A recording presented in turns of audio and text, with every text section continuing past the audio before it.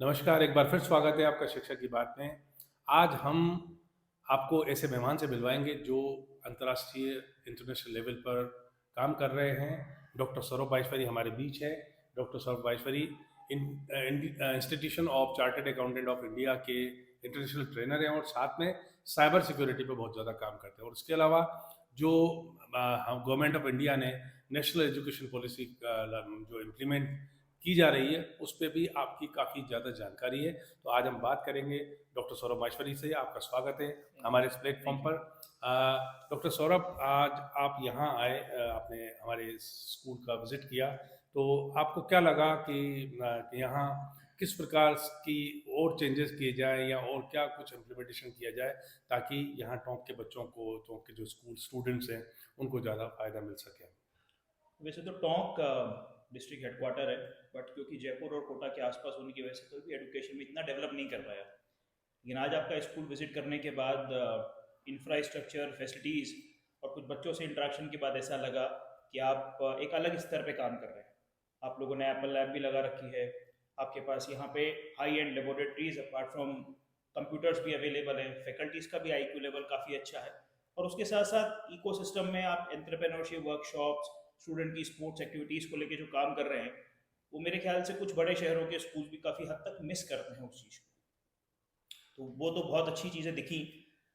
But कहीं ना कहीं हमें ये समझ में आना चाहिए कि ये जो डेवलपमेंट वाला फेज़ है ये कहीं रुकना नहीं चाहिए। तो कुछ और चीज़ें जो करनी चाहिए, उसमें बच्चों के लिए एक मेंटोरशिप वर्कशॉप्स बहुत इंपॉर्टेंट है, ताकि उनको ये पता पड़े कि पूरी देश दुनिया में कौन कौन से कोर्सेज या कौन कौन से फील्ड्स के अंदर अपने करियर को बनाया जा सकता है।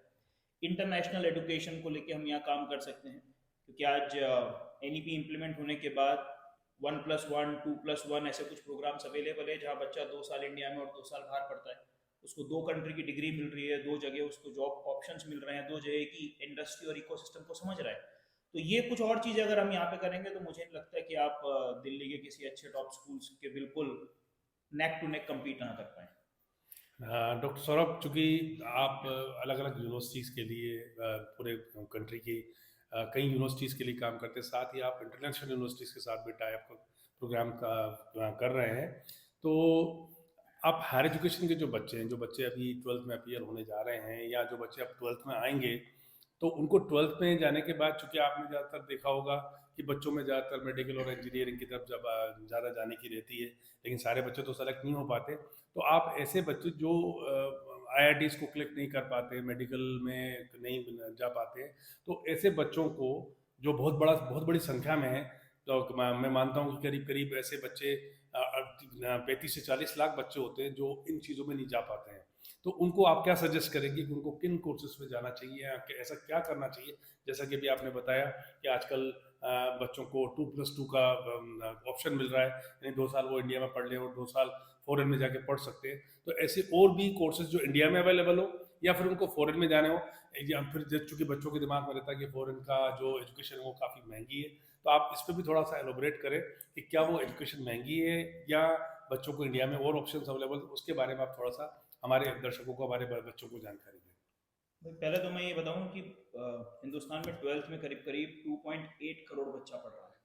उसमें से अगर अपन इंजीनियरिंग के सारे जो इंस्टीट्यूशंस हैं, top most institutions, IIT, VIT या प्राइवेट को निकाल भी दे, सब हटा दें, तो भी, और अच्छा मेडिकल के भी अगर अपन एम्स और सारे एमबीबीएस के कॉलेजेस, बीडीएस के कॉलेज को हटा दें, तो भी 2 करोड़ बच्चा हिंदुस्तान में ऐसा है जो या तो बीए, बीएससी, बीकॉम, बीबीए करता है या किसी और दूसरे कॉलेजेस में या इंस्टीट्यूशंस में या कोर्सेज में जाता है, रादर देन इंजीनियरिंग और मेडिकल। तो नंबर 30-35 लाख नहीं है, 2 करोड़ है। पहला तो ये नंबर।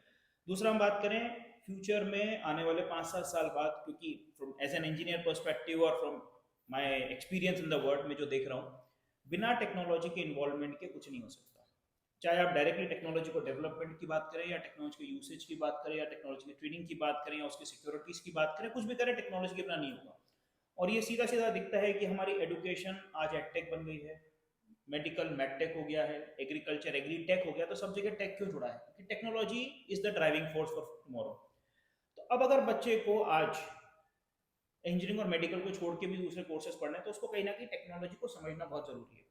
और उसको समझने के लिए उसको अपना दायरा बढ़ाना पड़ेगा, और दायरा बढ़ाने में फॉरेन अपने आप में आ जाता है। क्योंकि आज जो टेक्नोलॉजी इंडिया में आप मान के चलें, कंट्रीज हैं जैसे जर्मनी है, यूएस है, कनाडा हुआ, यहाँ पे टेक्नोलॉजी हमसे ज़्यादा एडवांस है।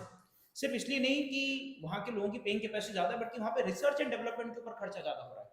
तो आज बच्चे को R&D में कहाँ खर्चा हो रहा है, अपने थॉट प्रोसेस को बढ़ाने के लिए वहाँ जाने की कोशिश करनी चाहिए। और जहाँ तक बात आई फाइनेंशियल्स की, कोई फॉरेन एजुकेशन महंगी नहीं है। इवन बहुत सारे इंस्टीट्यूशन तो ऐसे हैं जो ग्लोबल रैंकिंग में इंडिया के टॉप इंस्टीट्यूशन से भी बेहतर हैं। मैं नाम नहीं लूंगा, बट टॉप इंस्टीट्यूशन से ही बेहतर है, और फीस स्ट्रक्चर जीरो है। बट वहाँ के जाने का जो तरीका है, जो उसका पाथवे है, वो अगर समझ में आ जाए तो आई थिंक हमारे पास तो बहुत बड़ा ऑप्शन अवेलेबल है। क्योंकि आज कोई फॉरेन इंस्टीट्यूशन या कोई फॉरेन कंपनी ऐसी नहीं है जो इंडियंस को एक्वायर ना करना चाह रही हो, पढ़ाना ना चाह रही हो, या जॉब ना देना चाह रही हो। क्योंकि जो क्षमता हमारे में है काम करने की, 8-8 घंटे 12-12 घंटे जील के साथ फिर कुछ नया सोचने की क्षमता, अपनी तरफ से 100% डेडिकेशन की क्षमता, वो पूरी दुनिया में कहीं पर भी नहीं है। और यही रीज़न है कि अगर आज आप ग्लोबल लिस्ट लेके चले तो टॉप 500 कंपनीज में से कम 100 से ऊपर कंपनीज के सीईओ या सीटीओज या सीएमओज या सीएफओज इंडियन बैठे हुए हैं। तो हमारी क्षमता जग जाहिर है, हमें सिर्फ उस क्षमता को गाँव में, छोटे शहरों में पहुंचाना है। अवेयरनेस शुरू होनी चाहिए। वही अगर मैंने आपसे बोला, कुछ काउंसलिंग वर्कशॉप्स ऐसी हो जहाँ पे हम उसको नेशनल और इंटरनेशनल एजुकेशन का जो समावेश हो रहा है उसको समझाना है। और न्यू एजुकेशन पॉलिसी पूरी तरह से इसको प्रमोट करती है। उसमें दो एक इंपॉर्टेंट चीज़ है जो एनईपी को है। एक एनईपी में चैप्टर नंबर 23 है जो पूरा बात करता है कि टेक्नोलॉजी का इन्वॉल्वमेंट कितना ज़्यादा ज़रूरी है। और एक एनईपी का एक क्लॉज है हायर एजुकेशन का, जिसमें फॉरेन इंस्टीट्यूशंस को किस तरह से कोलैबोरेट किया जाए और किस तरह से हमारी एजुकेशन को फॉरेन प्लेटफॉर्म पे लेके जाया जाए, उसकी बात करें। तो आप इन दो चीज़ों को इम्प्लीमेंट करें तो आई थिंक मतलब आपके आपके बात के हिसाब से लग रहा है कि छोटे शहर जैसा कि टोंक हमारा बहुत छोटा सा टाउन है तो डिस्ट्रिक्ट हेडक्वार्टर, लेकिन यहाँ के बच्चों को भी फॉरेन यूनिवर्सिटीज़ में पढ़ने का मौका मिल सकता है जैसा कि आपने बताया।